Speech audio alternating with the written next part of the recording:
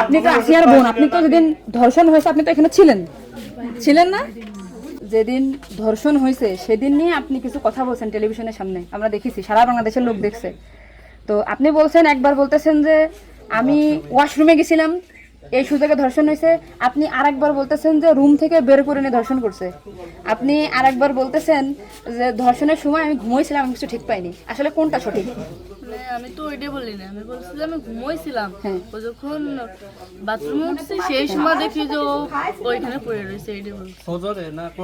আপনি বলছেন যে সেহরির পরে, আবার বলছেন রাত 2:30, এটা মানে টাইমটা আসলে মানে হ্যাঁ আমাকে দিক তো সেরি খাই 2টের দিক, তারপরের কথা বলছি।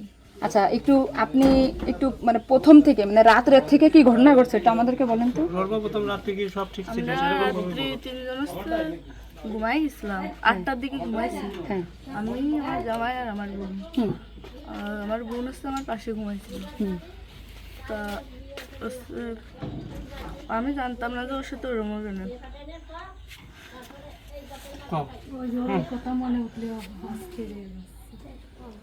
আপনি আসিয়ার বোন, আপনি ওইখানে ওই দিন ছিলেন এক ঘরের ভিতর, আপনার কথা মানে আপনি যা বলবেন সেটাই হবে। এই জন্য আপনাকে যদি ওরা ঘুমের ঘরে কিছু খাওয়াই থাকে আপনি বলবেন যে আমাকে ঘুমের ভিতরে কিছু খাওয়াই দিচ্ছে, আমি ঘুমাইছিলাম, আমি কিছুই জানি না, আমি সকালে উঠে দেখছি এটা। কিন্তু আপনি যদি বলেন যে রাত 2:30টার সময় হয়েছে, আমি তাহলে তো হবে না।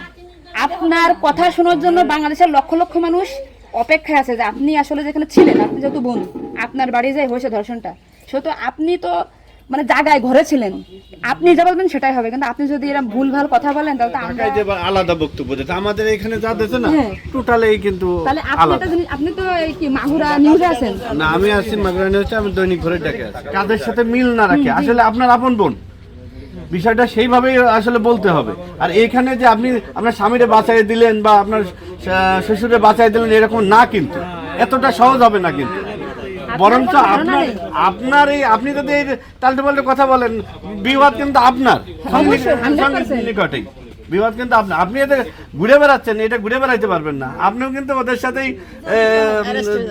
যুক্ত হইতে হবে আপনার। তার মানে উনি একবার বলতেছে কি জানেন, আমি টয়লেটে গেছিলাম তখন ধর্ষণ হয়েছে, একবার বলতেছে আমি আমরা খুব বিভ্রান্তিতে আসছি, বারে বারে আপনাদের কাছে আসতেছি শুধু এই একটা কারণে। কিন্তু মানে আপনাকে যদি কিছু খাওয়াই থাকে আপনি বলেন যে আমারে খাওয়াইছে, আমি কিছুই জানি না, সকালে উঠে দেখেছি আমি এই অবস্থা। কিন্তু আপনি যদি টাইম উল্টো পাল্টা বলেন তখন তো মনে করেন আমাদের বাংলাদেশের লোকের তো। আপনি সকালে আপনার ঘুম ভাঙছিল কয়টায়, মানে যখন আপনি দেখছেন আপনার বোন তখন কোথায় ছিল?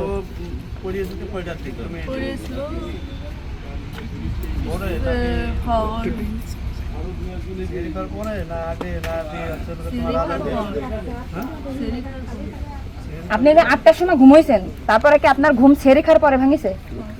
তার ভিতরে আপনি কিছুই জানেন না।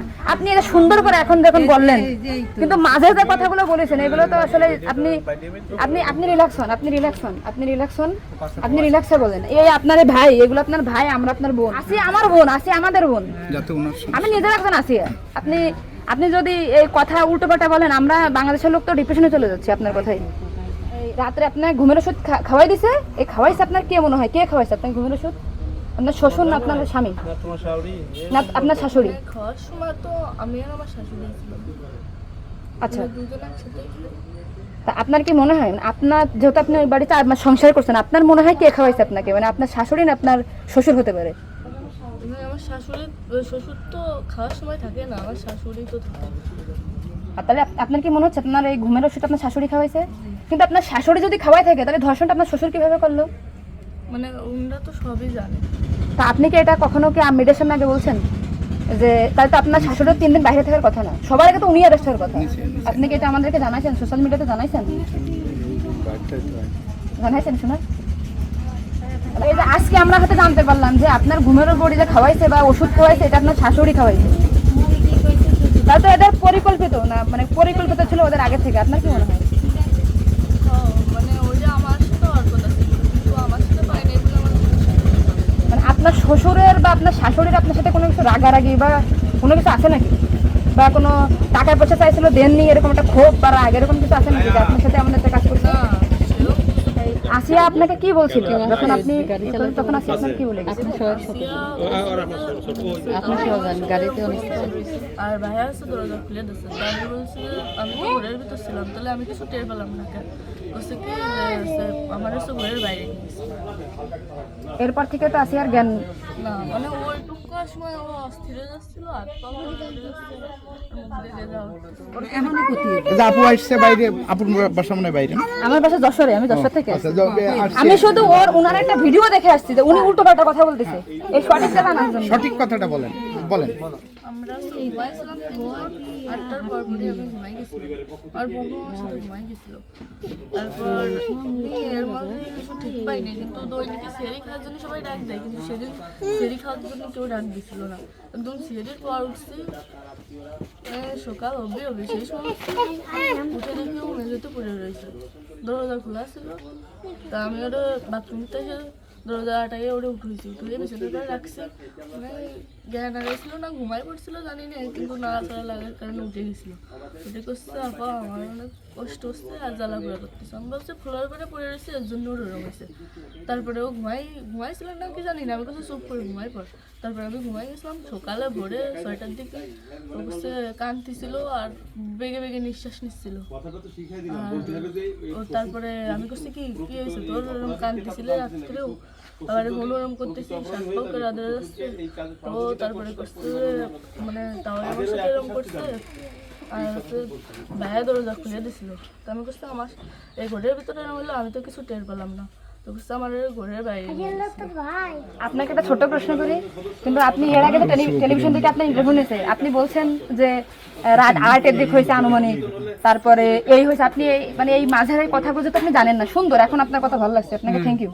এই যে মাঝের যে কথাগুলো এগুলো আপনি কেন মানে ভয়ে বলছেন নাকি ওদের বাঁচানোর জন্য বলছেন? আমার তো ভয় দেখানো হয়েছিল মানে কথাগুলো যা বলছেন এটা কি আপনাকে শেখাই দিয়েছে নাকি আপনি নিজের থেকে বলছেন? না, কেউ সেটাই তাহলে আপনি নিজের থেকে এই মাঝের যে কথাগুলো আপনি স্কিপ বলছেন, এটা তো আপনার বলা তো অন্যায় হয়েছে। তাহলে আপনি নেক্সট টাইম মানে আমরা খুব মানে আমি আপনার ভিডিও 100 বার দেখেছি, সত্যটা জানা জানি। আজকে দেখেন আমি যশোর থেকে আসছি, আপনাদের ওই বাড়ি গেছিলাম আমি, ঠিক আছে? মনে করেন ভয়তে সবকিছু উল্টো পাল্টে গেছে। এক কথায় মানুষ সবসময় বারবার জিজ্ঞাসা করে মাথার ভিতর উল্টো পাল্টা হয়ে গেছে।